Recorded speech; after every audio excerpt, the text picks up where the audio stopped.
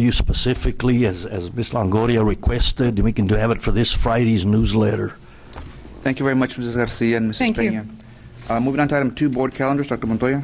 Dr. Escobedo, members of the board, July is a very quiet month. We really don't have much to share other than this rescheduled board meeting. We have a lot of people, obviously, from our campuses and from our district central office that are on vacation, so we have no other information for you.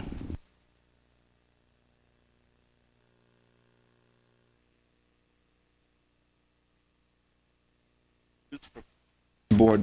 Statements and questions from the audience will not be permitted during other portions of this meeting, so please let us hear from you now if you have comments to present. To have your comments heard tonight, your name and the subject matter of your comments must appear in the sign-in sheet, which is located in the rear of the meeting room. Each speaker will be limited to 5 minutes, which we will strictly enforce to give his or her comments.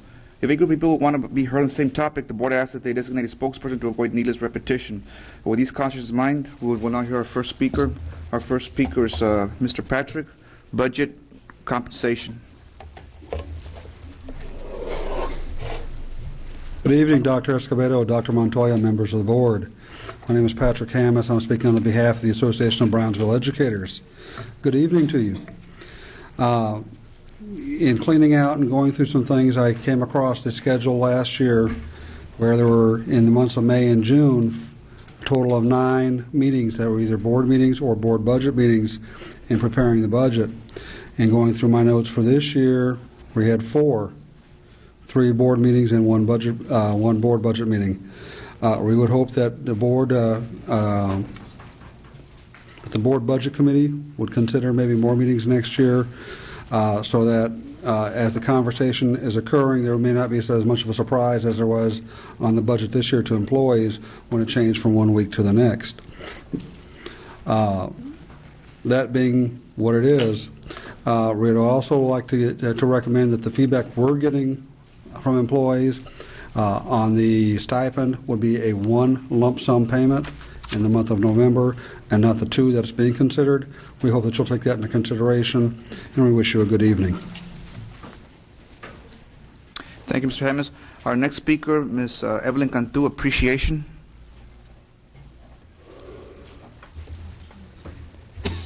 Ms. Evelyn, oh, there you are.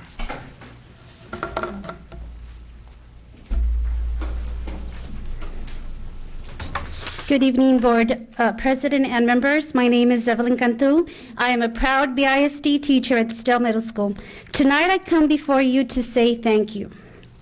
I would like to express my appreciation as an active community member to the school board, whether it has been events such as Imagine Brownsville, community meetings in regards to West Brownsville, Brownsville Chamber of Commerce sessions, and Cinco de Mayo events. Your vivid presence and support to the community is appreciated. Although she is not present tonight, I would like to especially thank Dr. Cristina Saavedra for her presence this past May at my Students' History of Brownsville research, which was displayed at the historic Brownsville Museum. Dr. Saavedra generously served as the Master of Ceremonies, giving the students a profound advice that they can set their minds to be successful, and with studies and discipline, all is possible. She extended her generosity by having the students' work displayed here at the BISD main office. Thank you to Dr. Montoya, Ms. Champion, and Ms. Hernandez for your enthusiasm in giving my students this opportunity as well. Thank you again, and we, the citizens of Brownsville and educators, look forward to a productive 2012-2013 school year, and we embrace your engagement to our community. Thank you. Thank you, Ms. Cantu. We appreciate your comments. Moving on to consent agenda, item 3, recommend approval to authorize administration to accept the Brownsville Academic Center as substantially complete. I'll open the floor for discussion. Mrs. Longoria.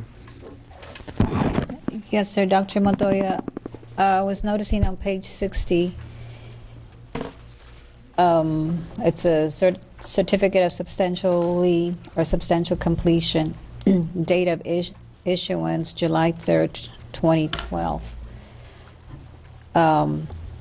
I have a concern with this because I also noticed that it states that the district, or the owner, which is a district, will assume all responsibilities of utilities as of July 3rd, and owner's insurance takes effect July 3rd.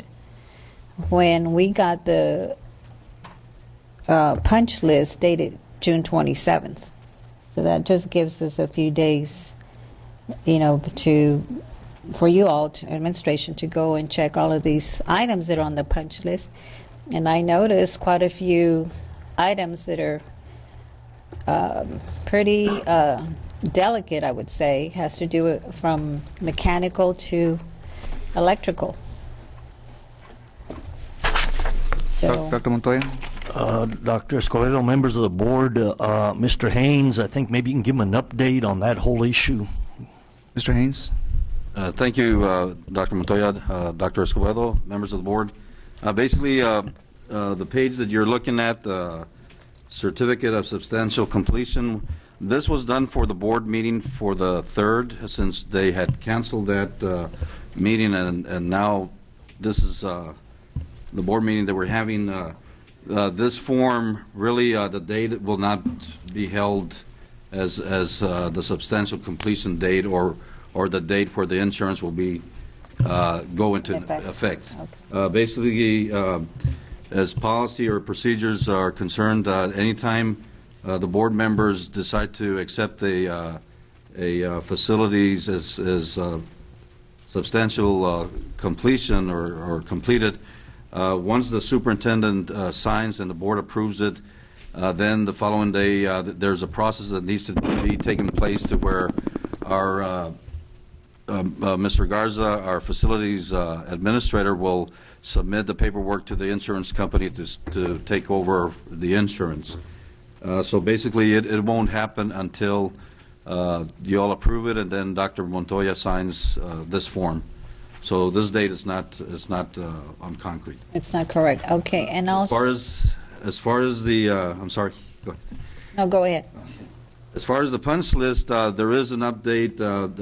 I'm sorry that we didn't submit it with this agenda item, but I can give you the numbers that are still pending on the punch list. Okay. It's number 4, number 5, number 6 for the architectural punch list. Then if you go to the MEP or mechanical punch list, you have number 1 and 2 and number 9. For electrical, you have 13 and 16, 19 and 20, 22 and 24. Those are the only items that are missing at this time. So we're a little bit ahead of the game. Of course, we do still need some things pending. We wanted to bring it to the board for completion due to the one reason is the board meeting that was going to be held on the 17th, I believe, might not be held, and if it's held in I guess July 20th, around that time, it's going to be hard for us to also move the back. One of the reasons we want to also complete it or go for substantial completion is to start moving and having that school ready for classes when school begins or starts. Okay. I noticed there was an item here that was ordered under the architectural punch list. Number 10, missing concrete splash blocks on order. They should take 2 weeks. Are they going to come in, or have they come in yet? That one is already done. Number 10? Number 10 is done. Any other questions? Okay. Dr. Montoya, do you feel comfortable voting for this? Yes, ma'am. I was on the visit with the team to verify that it's going to be ready, and they will be ready. Those items will be ready, so I do feel comfortable. I have one more concern here, number 20, lighting controls, still not operational. Need to provide owner training on lighting controls. Dr. Go ahead, Mr. Haynes. Basically, the lighting controls, it's to program all lights to go off at a certain time. It's not really something that is needed at the time. It's basically, for example, if the school closes at 6 o'clock, you program all the lights to go off at 6:30, That's the area or the thing that is needed. As far as the lights working and someone going into the classroom, the sensor still works and it'll turn on and off. So it's only a general thing at this time. Okay. Do you have I just have one Presas? On the warranty, where does that stay? Because obviously we're approving this where what it states that we are held fully responsible. But what about the warranties? Are those turned in over to us? Are the books of all the specs turned over to us? I know that in the past, Dr. Montoya, we've had projects, the specs books were not given to us, and the warranties were tampered with because our own staff would go out there. So Yeah. where's our attorney? Has he reviewed this and make sure that somewhere there's in the clause there we can protect ourselves where we can come back and say, hey, this is your responsibility as well. Mr. Haynes? Yeah, go ahead, Mr. Haynes. Basically, what we do is we do have a retainage that we keep until everything is done. Then once it is, the contractor is still held accountable until the warranty is done and everything is collected from the contractors. And Yeah, the architects. retainage, and I know that the retainage is there, but even after the retainage is given to them, and I'm just saying because, it's getting to the point where, I know that a project is big, but that's why they pay their foremen and their people to make sure that they read those blueprints, whether it's mechanical, whether it's, the structure, the engineer, the architect. My concern is just to make sure that somewhere that we are still going to be protected even after the retainage is released. Because then, if something really goes wrong, then there comes the legal factor, and then we're not even protected. That's all. I just want somewhere in writing. We do that, Mr. Haynes? All right, do I have a motion to approve item 3? Motion. I have a motion by Mrs. Presa, seconded by me. All in favor? Aye. I'd just like to add real quick, Dr. Montoya, we can please ensure that they do change the dates on when the insurance is supposed to take. Yeah, let's make sure then that Mr. Haynes and Mr. Garza, that the insurance side of it on these documents are corrected. Yes, sir. We So sure was will. it 3-1? Did you vote in favor? Yes. Okay, so it was unanimous. Moving on to item 6, recommend to approve the purchase of software package for food nutrition service from Lynch Bite Systems Incorporated, Latoma Road, Rochester, New York. I'll open the floor for discussion, Mrs. Presas. On that one, how long have we been using this software, and has it been feasible for? Dr. Montoya? Mr. Haynes and Mr. Capistran, if you'd please try to answer those pieces. Dr. Escobedo, Dr. Montoya, members of the board, thank you for allowing us to explain why we want to purchase this software. Before 2 years ago, we were food service under nutrient standard menu planning. What that means that menus were based, as long as we would meet the nutrients, we could serve whatever items we could serve on the menu. The new regulations require that we go back to traditional menu planning. The current software that we have, which is Schooling, is designed basically or specifically to comply with nutrient standard. We did try, before we came to this board, we did try to work with the current software because we went ahead last year, got ahead of the game and began the implementation of the new regulations before they go into effect this coming year. However, we had some problems with the software that we currently have, again, because it's designed for nutrient standard menu planning. And since we're changing based on USDA new guidelines, this new software that we are asking that you approve is going to help us comply with the new regulations. Some of the problems that we encounter with the current software, like I said, we did try to work with it. It changes the measures when we input up, let's say we need 5 pounds of this on this recipe. We would go back to the recipe and it would change the measures from pounds to ounces or different measures. So we have been trying to work with the software before making this expense.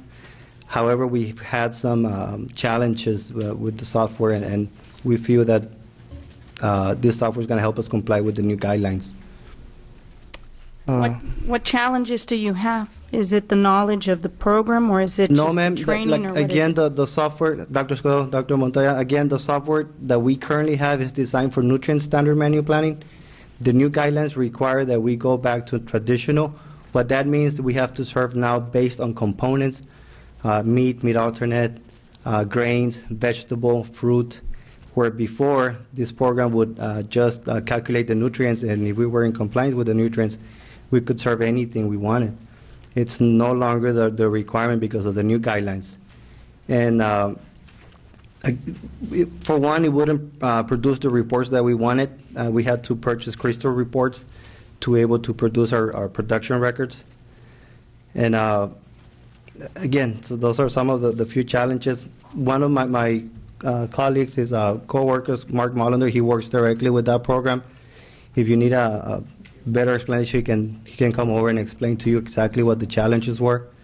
But again, it doesn't comply with the new guidelines that our USDA is requesting. So basically, you need this software to remain in compliance. That is correct. Any other questions? Mrs. Longoria? Yeah, I just have one question. On the first page of the proposal, I noticed there's two little asterisks on there. It says first year included at no charge. Does that apply to us? Should we approve this proposal? It says first year included at no charge. Your yearly maintenance includes all software, right, enhancements, and technical phone support. Right, that is correct. So we do qualify for that? Yes, ma'am.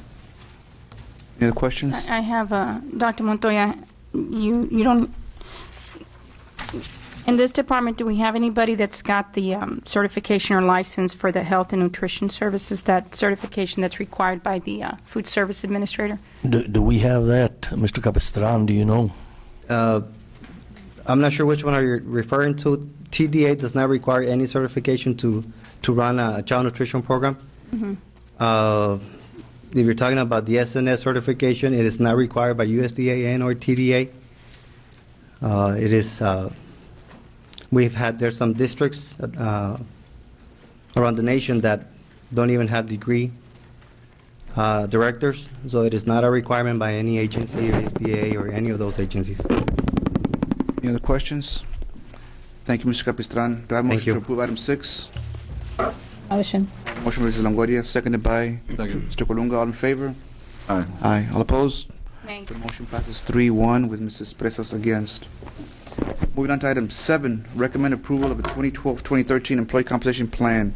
I'll open the floor for discussion. Mrs. Presas. Oh, on the compensation plan, I'd like to ask my colleagues if we could table this item until we're all together. There's some of our colleagues that are missing, and I think they had some concerns and some questions. So if you guys would grant the request from some of our other colleagues. Dr. Montoya? Dr. Escobedo, members of the board, our recommendation supports what's being said here, that go ahead and table it to one of the upcoming meetings, and we will also have more information, and it'll also allow the board to ask further questions or for clarification. Thank you. With that said, I have a motion to postpone item 7 until the next meeting. This will be to the next meeting, whatever the date will be. Have a motion, Mrs. Presa, seconded by Mrs. Longoria. All in favor? Aye. Aye. Motion passes unanimously. Moving on to item 9, recommend approval to purchase district annual license for Euphoria Aware from Region 1 Education Center, Edinburgh, Texas, in the amount not to exceed $79,515. Services are to be rendered to district's needs and funding. I'll open the floor for discussion. Mrs. Presas. On this Euphoria, was that the software that was brought to us about a year ago as a new software because of the STAR program? Dr. Montoya? I believe it was, and Ms. Ravensway, I think you're here, if you could help us with that one, because they're this is our assessment department recommendation. Mrs. Ravensway? Good evening, Dr. Escobedo, Dr. Montoya. Ravensway. Members of the board. AWARE has been in the district for 2 years. We have an annual agreement that we need to pay every year at the beginning of the year, and that's what we're asking for tonight. And my question is it working to our needs? Yes. Or we're having trouble and difficulty with this software? All our feedback from all certified personnel have access to data on this system.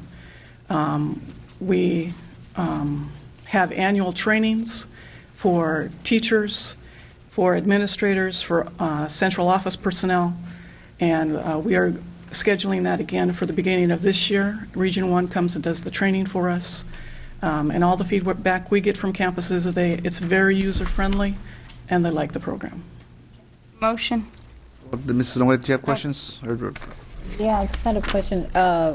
Aware, is this another separate component or software? Because you have Euphoria and then Aware. So is it one or two separate? There is two components for Eduphoria in this district. There is Aware, and there is PADAS that is run through Eduphoria. Oh, okay. All right. Thank you. With that said, I have a motion by Mrs. Presas to approve item 9, seconded by Second. Longoria. All in favor? Aye. Aye. The motion passes unanimously. Moving on to item 11, recommend approval to cancel the regular board meeting of July 17th, 2012. I'll open the floor for discussion. Mrs. Longoria. Yes, Dr. Montoya and Dr. Escobedo and colleagues, I would like to recommend that we reschedule this meeting instead of canceling. Perhaps reschedule to July 24th. Or 20th. You mean 20th, a week later. On 20th? Tuesday. Yeah. 20th would be the Friday. I'm sorry. No, 24th. It's on a The Tuesday. Tuesday, yes, correct. 24th. Montoya, what will work best for the staff? We could, whatever topics are there, we can be ready. So for us, it's not an issue, Dr. Escobedo. Okay, so the recommended date was what? The July 24th, to reschedule to July 24th. That way, perhaps Dr. Saavedra and Ms. Peña will be here as well. And Okay, any further discussion? Okay, I have a motion by Ms. Longoria, seconded Second. by Mrs. Presas. All in favor?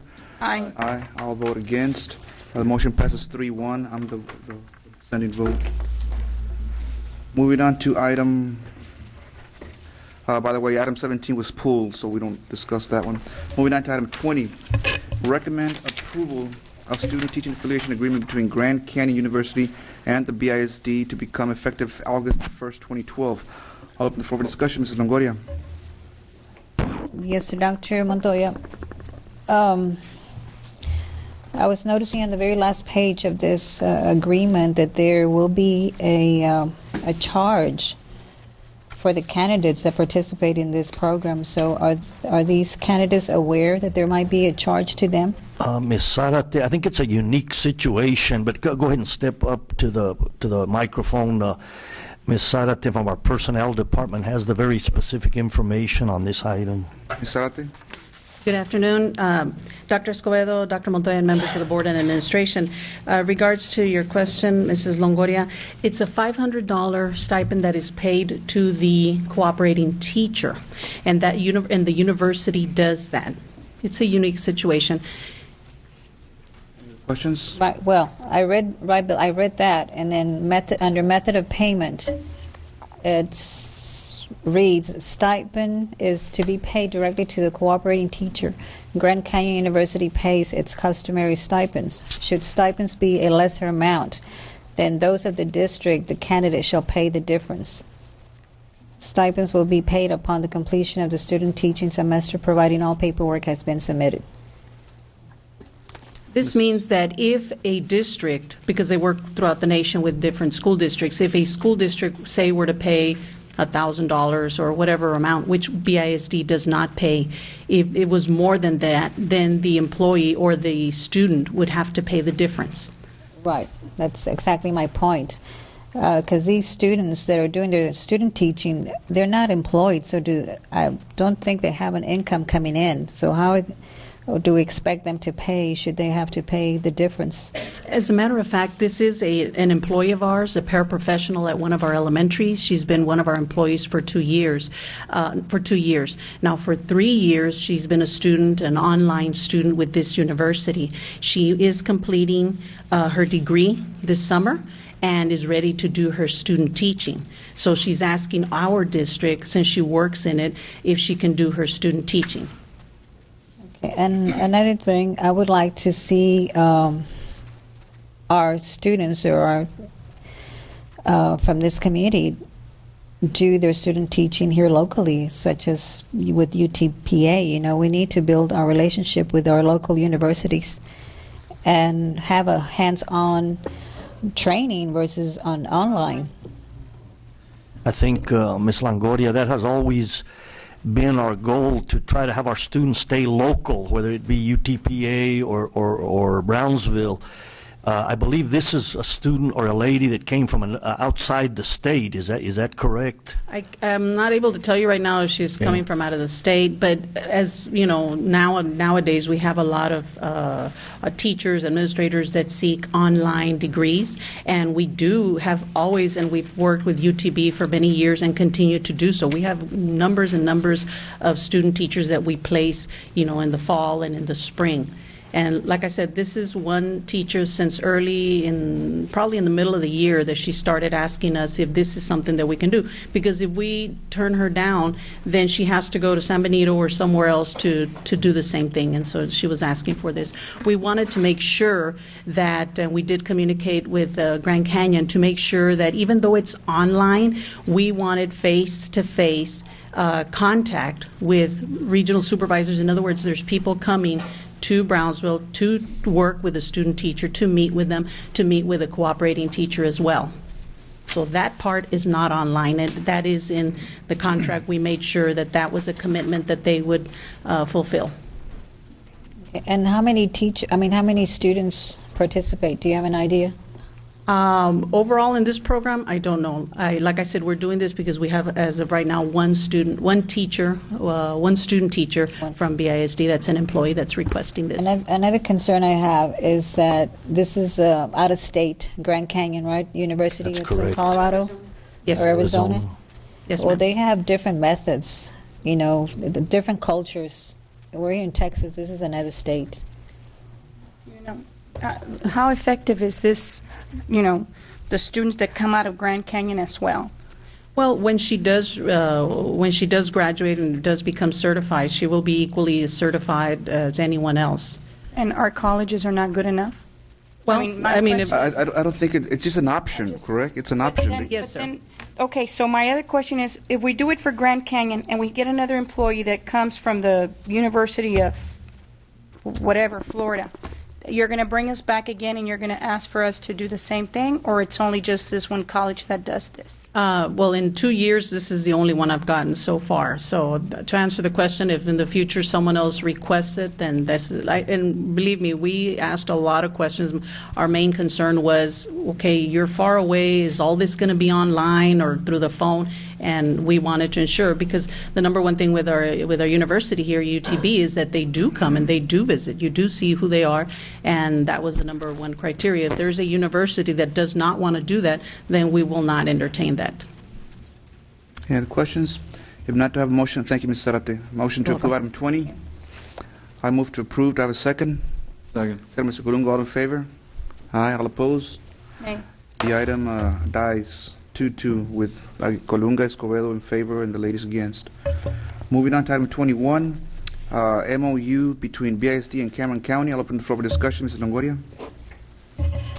Yes, on this one, I didn't see a total cost, just $89 Dr. Montoya. per day. Okay, Ms. Peña, do you have that information that they could share what the cost was? Mr. Garcia. Mr. Garcia. Or Mr. Garcia? He's dying to Yes. speak. Okay, I know you've been waving your hand, Mr. Garcia, so go ahead. Yes, thank you, Dr. Montoya, Dr. Escobedo, to answer the question. Last year we spent, for this particular one, these are the ones that are mandatorily sent to JJAP, $126,744.50. And we've been averaging basically about that amount on the required expulsions. We do have a preset budget already for this. Question. Mrs. Longoria, did you have other questions? She can go next. And then Mrs. I'll- Presas? Okay, I have a serious concern here because we're spending for JJAP and then we're spending on the RTI. So one of them is not doing something right, because the RTI is supposed to be an intervention for our students to end up at JJ, what is it? To the AP. county. Yeah, to the county. And again, I just, we spend 100 and some thousand over here, and then we spend another 100 and some thousand. That's already 200,000. We're not catching these students before they get to this level. So if we're paying for a program that's supposed to be in place in our system to help intervention, We have 2 intervention programs here that's costing us close to $250-some thousand. And I saw the stats, and you know, I'm not very impressed, because our students do better at boot camp, and I've seen it, and I've seen the results myself, and I've seen what our drill instructors do, versus our students having to go to a juvenile system that, I don't know. Now, there may be one, Ms. Garcia, your point's well taken. I think part of the issue here is that some of these are mandatory through judges who require this to happen. We don't have much choice there, but I don't know, Mr. Garcia, you were going to say something. Yes, Dr. Montoya, to answer Ms. Garcia's concern, she is correct. Unfortunately, this contract is for the mandatory expulsions. That's for students that are caught off campus with issues or you know, different things such as serious offenses. Other offenses. Right. So these are not things that the district has an option of sending them to either or back or to any other alternative type of intervention. These are the ones that by law or automatically have to be sent because of the altercations that they have gone in there. And you know, it is a requirement that we set up this agreement, and that's why we normally budget money for it. And again, based on the amount that we budget and how much we've been spending, you know, it appears that we use about half of the money that we allocate for this mandatory expulsion program. Okay, then I'll go back to when we get to the RTI, because obviously our RTI is, there's something that's not working, because these students, we end up losing them after elementary. That we start losing them at the middle school, and by high school, we've lost them. They're gone. And if we have the RTI begins at the elementary level. So I have a serious problem when I see that. That's fine. The judge has the full authority to say what he wants from that student and how we need to support it. And I'm here to support that program. But if I'm going to vote for another item that's supposed to be an intervention program, that's pretty sad, because we're not doing what we're supposed to. Something's wrong. Something's not working. Thank you. One more comment. Longoria? Did we get the information we had requested as to how many students have been rehabilitated and how many have come back to school and stayed in school, completed or graduated?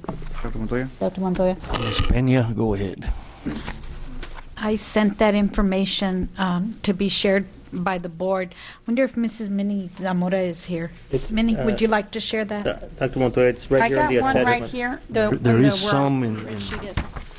Is that in there? It's right here. The misbehavior, we have 16, and it's broken down by high schools and middle schools. And then the mandatory felonies, there's 29. Yeah, in the sheet. So we just got it today. Yes, ma'am. Okay, another thing I was going to suggest, since do we have to pay a one lump sum, 100 and some thousand? Can they bill us on a monthly basis? Yes, and depending on the numbers, right, that go.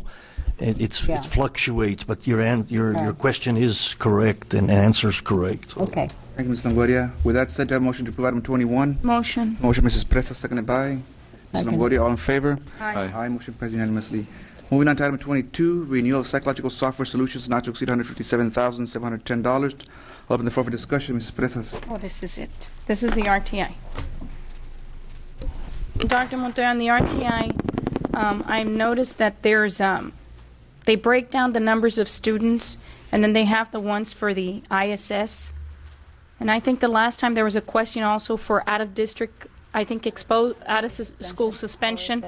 And we go back to, and the reason why I asked for the information about the RTI, because we were at a training, and the RTI, there was a school district in East Texas where the RTI was being very effective. By the third grade, they could tell if this student was a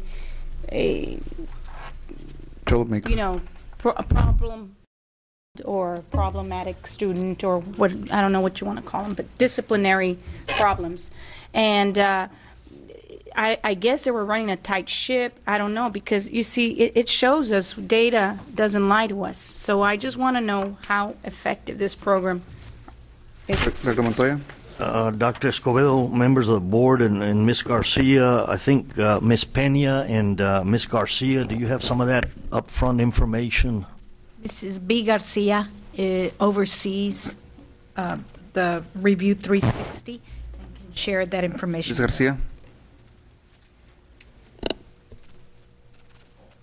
Did you want to ask other questions, Ms. I have Longoria? the questions that I need because I'm looking at the numbers. Okay. Right here it says suspension ISS and it says decreased. So you're telling me that in 2011, 2012, there was 374 students at the elementary level, and there was only a decrease of 3 students? When we Garcia? looked at the data that we sent to the state level, Mrs. Presas, these are the numbers that we gathered from them as to the decrease from 10-11 to 11-12. Mind you that Review 360, this is our, if we can say, our second year that we're going into implementation. So the data that we gather is data that's sent from the PEMS department over to us so that we can look at the numbers of students. So in high school, there was only a decrease of 199 from 5,990? That's correct. That's the data that we received. Yes, ma'am. So it's not much of a, I mean, it's not like a wow, you know, it doesn't impress me because I would say that we would have better numbers if our system was truly working for us. I just don't, it bothers me that the numbers are pretty high. And then at the elementary level, you had, well, I guess under the PEMS report, disciplinary management, and I think this needs to be put up there for the public to know. Dr. Montoya, have you ever informed the public about this type of information? This particular, no, other than the state, because it's required from the state, but we have not put any of this, because remember, this is our second year in this process, but we can probably, Ms. Brown, maybe do something, a setup, and also through our new TV station director, that'd be a goal that we could have them help us share some of this information more because effectively. I think we should always, you know, strive to have high, you know, to have a better percentage in you know, in implement into our goals, that this year we don't want anything, you know, less, you know, more of. I mean, it's just that the numbers are pretty high, Dr. Montoya. I mean, you have middle school students, 1,000, I mean, you know, 1,456. That's a lot. Those are big numbers, sir. And again, I think we can share the information, and again, obviously, we need to do something in the area of behavior in our campuses. That's what, you know, we need to focus Mrs. on. Longoria? Yes, sir. Dr. Montoya, have you gotten feedback from the teachers as to how effective, or if this program really helps them out? Mrs. Garcia? Our goal this year, as you can see from the other information that we shared with you, is that we had all of our teachers trained in that Tier 1 intervention model. So we see a percentage of 97% of our teachers. Now, our teachers use the interventions as they see it being necessary in the classroom. So you might say, well, where's the other 3%? Well, we have teachers that had a change of assignment or new teachers coming in. In terms of them using the product, we know that all of the teachers have been trained, and as they need to place a child into a tier, then we see how that implementation is working at the campuses.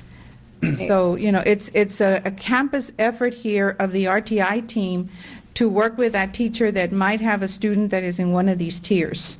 So this is a regular ed intervention for that student or students that might need the interventions from Review 360. So I have one more question when she's done. Yeah. I have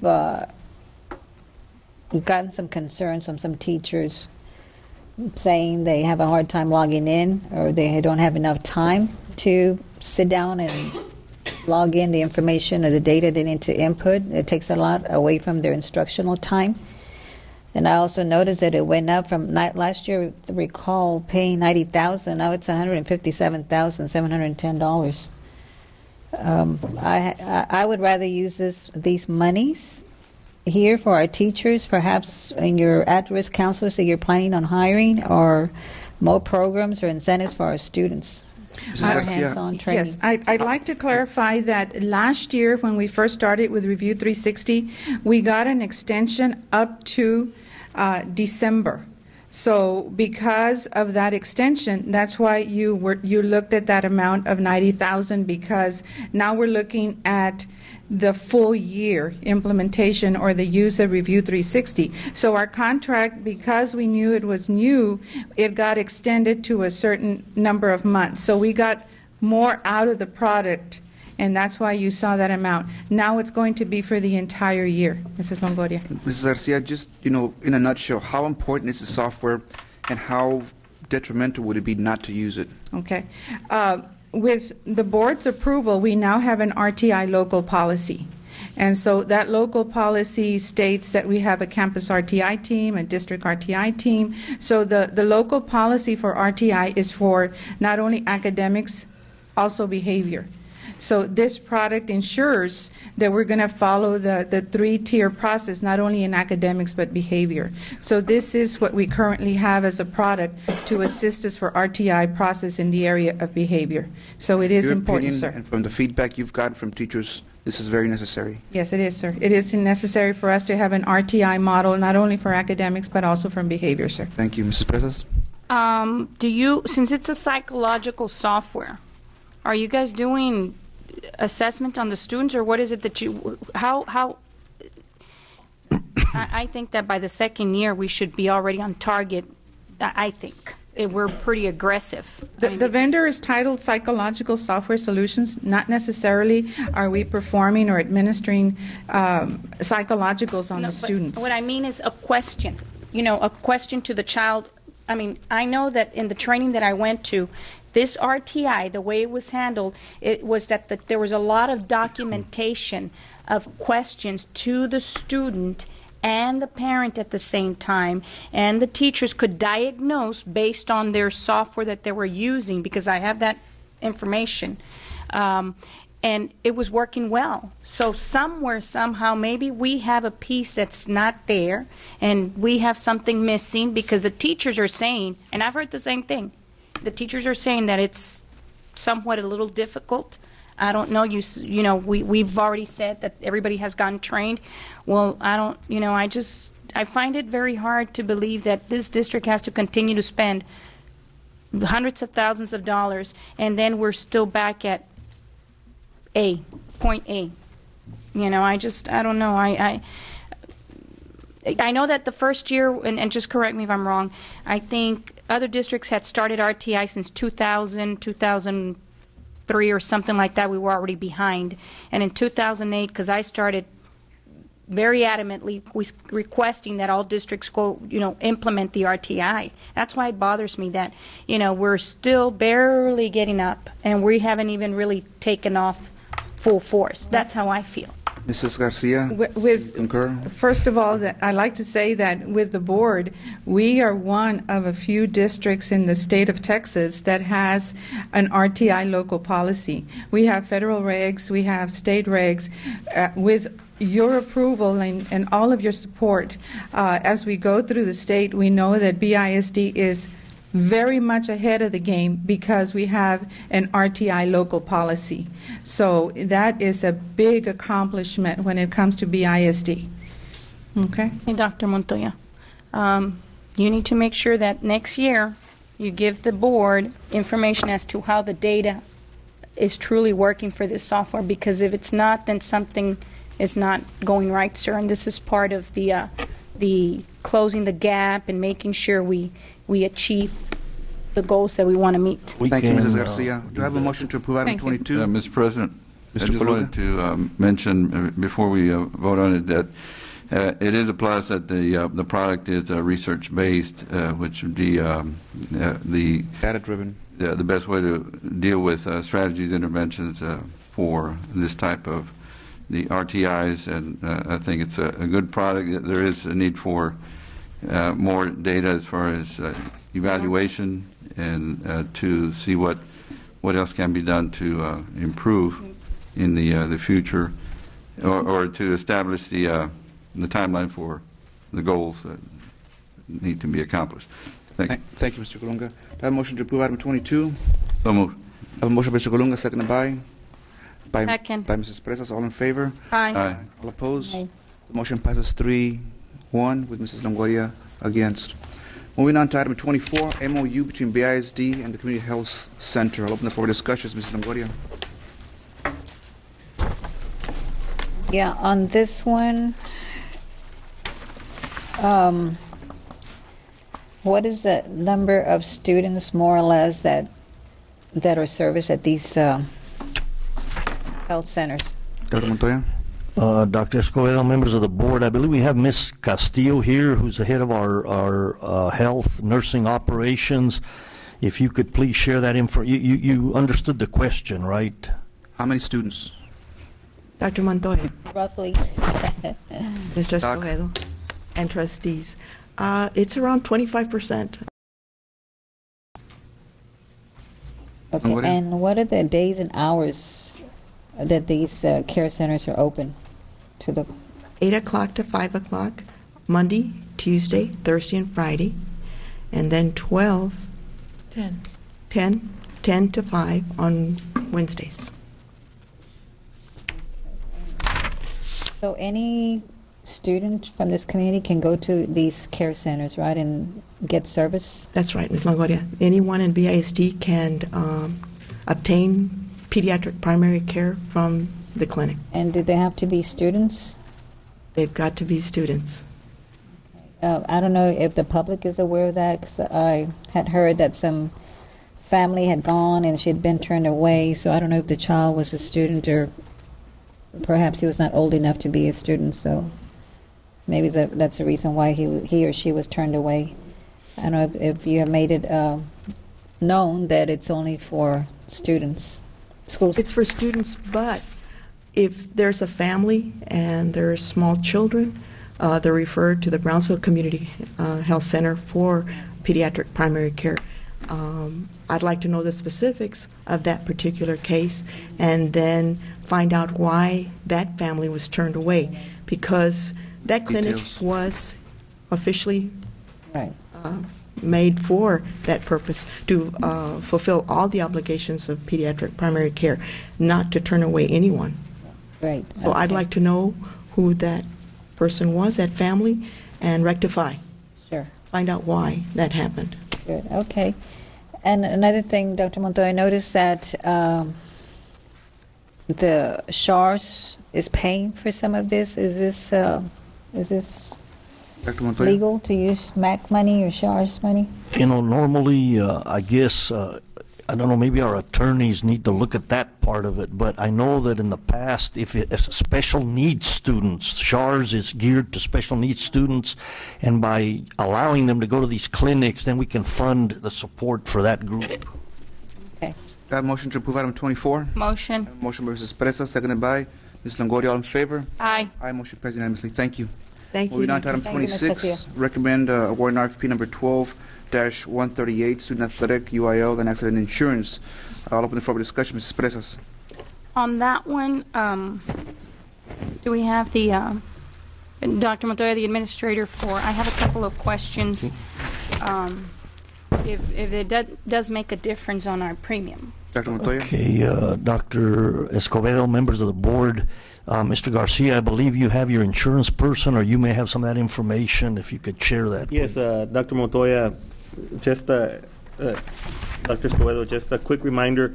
Remember that we brought this item back to the board for approval back in June, and at that time we had some concerns and some issues, so we went ahead and went out for a second request for proposals, which we have done so. We did have a committee that reviewed the proposals that came in. We went a step further and asked the vendors for best and final offer, and those are the amounts that are here. With that being said, I know that we have Mr. Ernesto de Leon, who handled the whole process here, to ask any questions that the board might have. Mr. Leon, Mrs. Presas. Yeah. On the when the students get hurt, they bill our district first, or do they use their parents' insurance first, or the students? Because I know that we live in an area where there's a lot of Mr. students that don't have insurance. Yes. So because I know that I've asked for some information and I've done research myself, so obviously other districts are paying less because apparently they're doing the, they're paying attention to the billing and who pays first or who pays what. So their premiums are a lot lower. So what is the difference is that, because yes, somebody might be nodding in the very back, but is it because they have less claims? Or, I mean, I know that we normally have claims when it comes to athletes. Okay. If I think I understand your question, sorry, Dr. Montoya, Dr. Escobedo, board members, we live in an area which is more impoverished than other areas of the state. I did research and called several other school districts north of here, Austin ISD, Fort Worth ISD, and what they told me is the same thing what you're telling me, that their premiums are less than what we are paying here and in other areas in the valley. With that being said, also their claims are less, primarily because they have health insurance. Most of the families up there north of here, the families do have their own health insurance, and that would be the primary, and the student accident would be the secondary. Down here, the student accident would be the primary, and the CHIPS, the Medicaid, Medicare would be the secondary. Yes, ma'am. Okay, so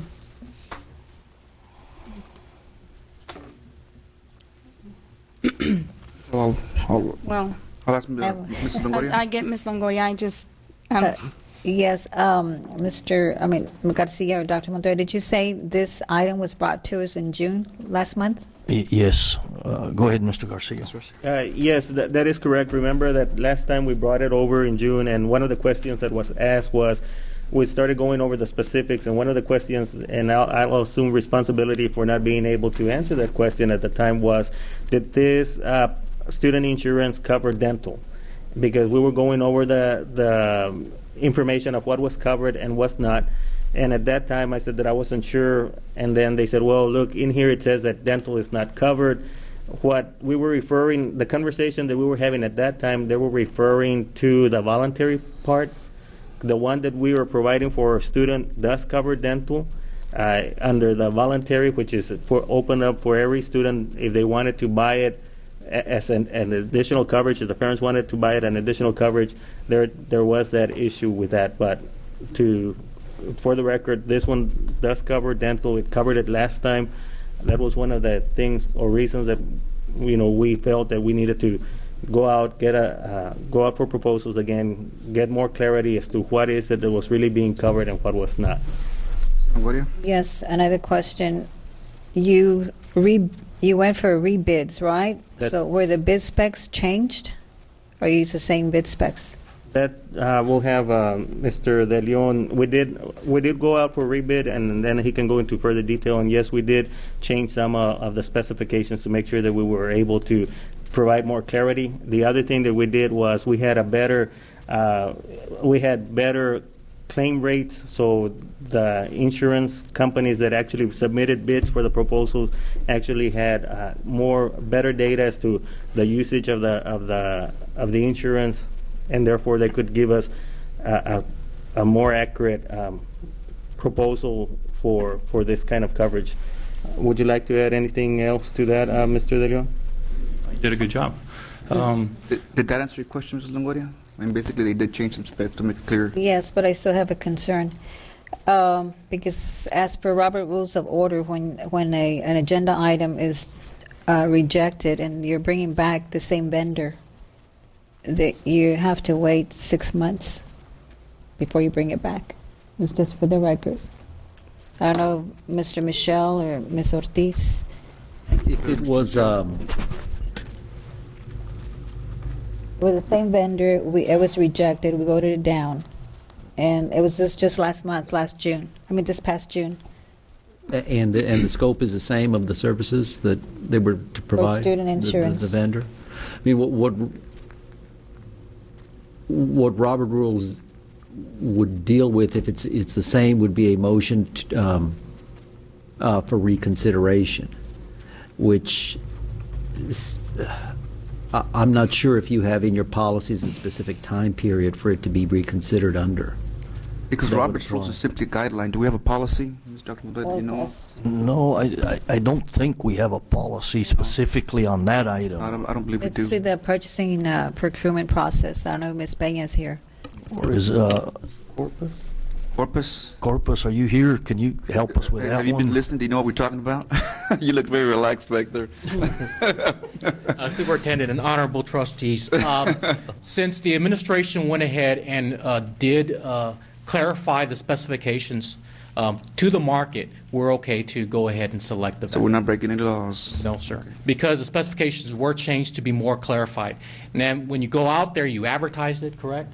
We advertised it, and we gave everybody the equal information. And so within procurement rules, you're okay. I have a question. Mrs. Peña, Mrs. Longoria. Thank you. Thank you, Mrs. Presas. Thank you, sir. I went through my list of favorites. I got you. No, you were talking to me. You know, on the criteria, you say vendors past relationship with a district. Let's say I'm a vendor and I've never done business with a district. You're going to rate me equally to the other guy, or you're just going to rate me less because I've just never been given the opportunity?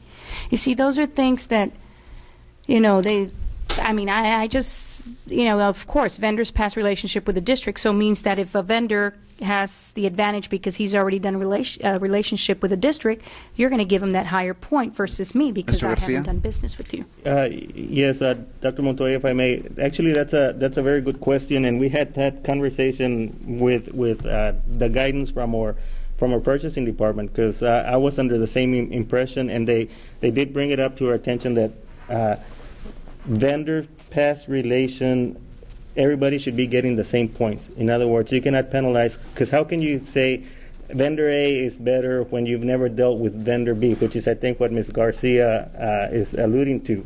So in that case, we were guided by our purchasing department. They said, no, all vendors need to be rated equally. Those instructions were given to the committee. I was part of the committee. We had some other members of the committee, so everybody adhered to those rules, and we did take that into consideration because, you know, we do want to give all vendors an equal opportunity to give us the best product for our students and for our school districts. And in this case, we feel that we are recommending the best value for students in our district. So basically twice you've gone out for bids. The bids have been evaluated by an independent and fair committee, and twice you have come up with this answer as to what is the best value for the district. So this is your strong recommendation, correct? Yes, that is correct. And then I have another question.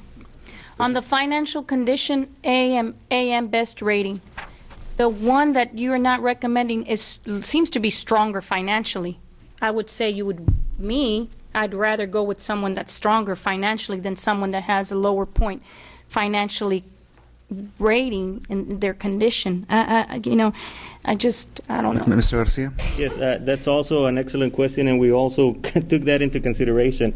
You have to go back to the specifications. So in your specs, you said that we want, and I'm making it up because I would need to actually go through this one, that we want companies with an A rating. So if a company comes in with an A rating or an A+ rating, they have met the requirements of your specifications, and therefore they should get the credit for meeting it. And in this case, the companies that we evaluated, again, met the criteria of the specifications, and therefore that's why we rated them the way we did. So this item is being recommended by you, by the superintendent, by Mr. De Leon, by purchasing. That is correct. Any other questions? If not, I have a motion to approve item 26.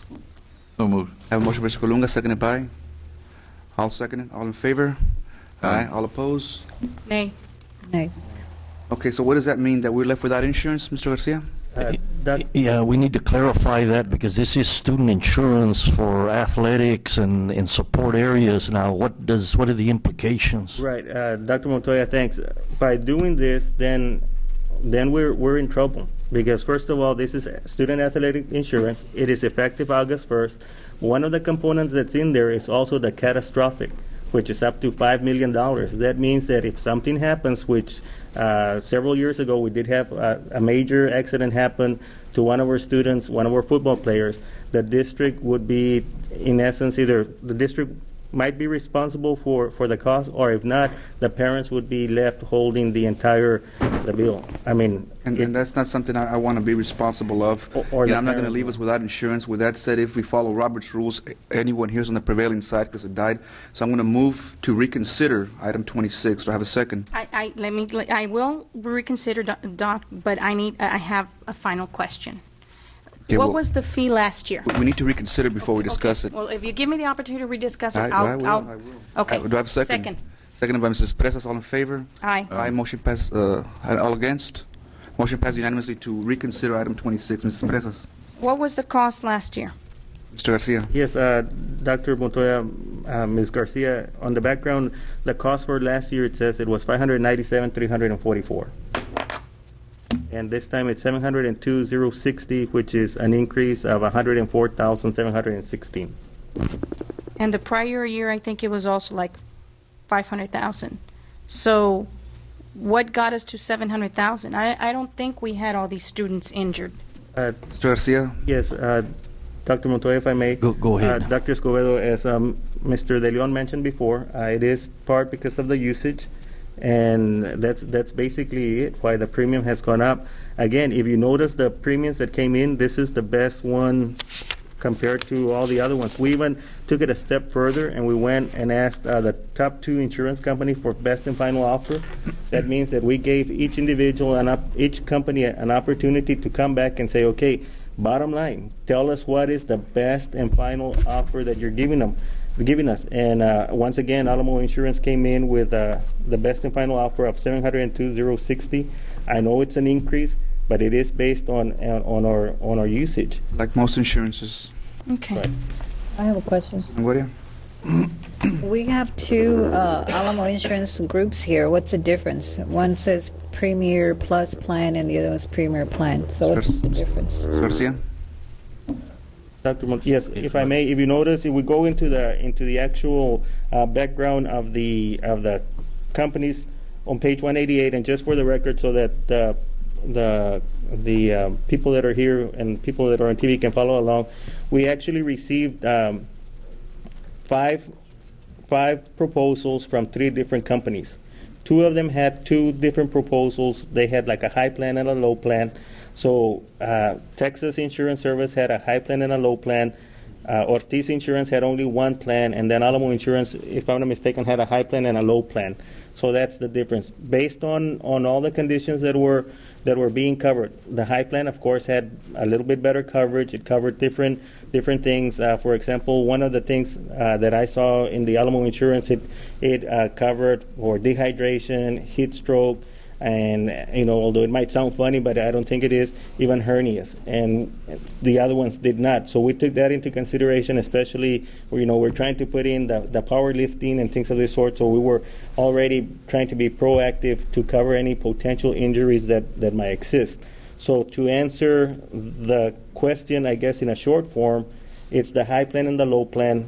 That's the difference between Premier Plus Plan and Premier Plan on the one that you're asking.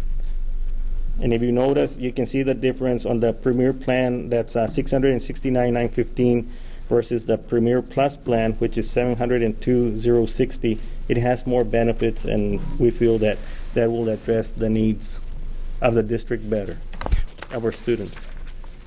Thank you, Mr. Counselor. Did you want to do something different? Yeah, I think from a procedural point of view, what you need to do to reconsider is to have either Ms. Presas-Garcia or Ms. Longoria, because they were on the prevailing side, make the motion to reconsider, and then either you, Dr. Escobedo, or Mr. Colunga has to second.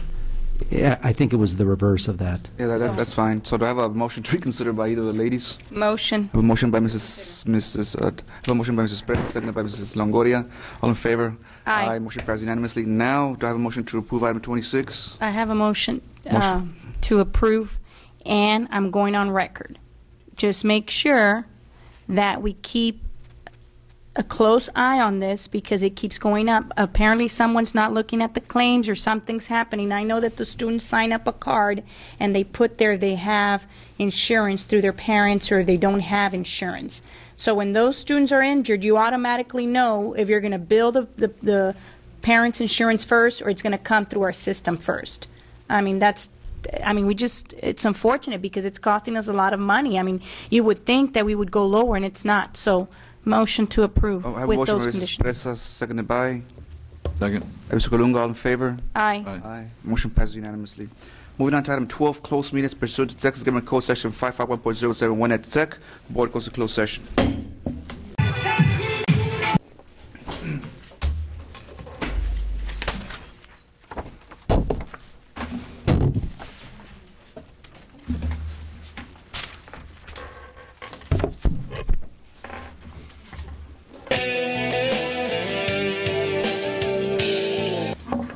Board reconvenes after closed session.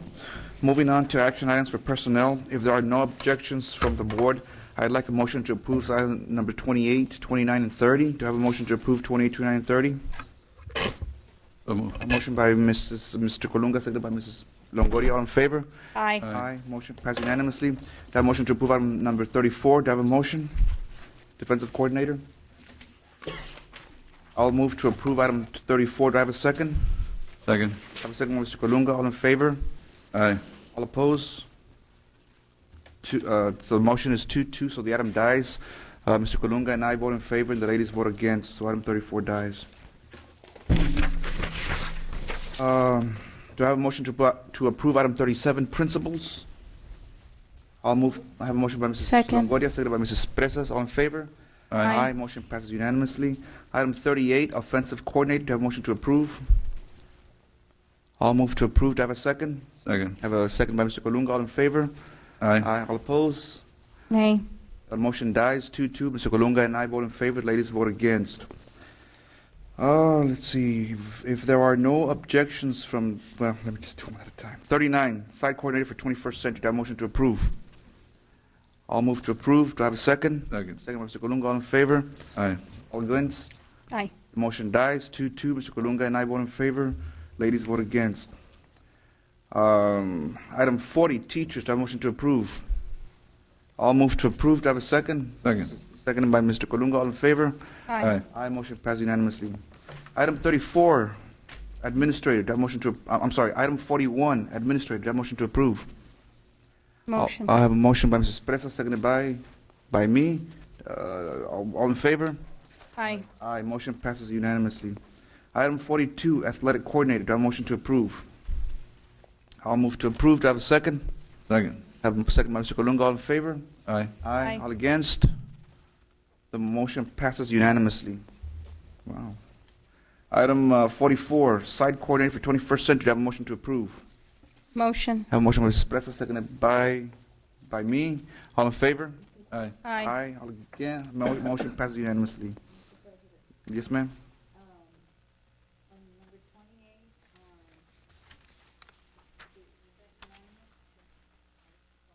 I don't recall. Ms. Pat, was 28 unanimous? Yes. Yes, 28 Oh, was 20 and unanimous. 28 was the question, and 28, 29, and 30? Or unanimous. You can move to we need to reconsider. reconsider. Move to reconsider item 28. Is that what your wish? I have a motion by Mrs. Longoria to reconsider item 28 only, right? I do have a second. The second. I have a second by Mrs. Presas. All in favor? All Aye. oppose? Oh, God. So now what? Okay. Let's do this again. Well, the vote's done. What do you think, Counselor? The motion stays as is? I mean, the vote stays as is? Motion died. Yeah. I motion think it stays- died. I think what just happened is, Ms. Longoria could just express her sentiments and just. Mrs. Longoria, everything we do and say is on record. You want to say or do something? Oh, yeah, I meant to vote nay on this one, On 28, okay. for 28, for the record. All righty.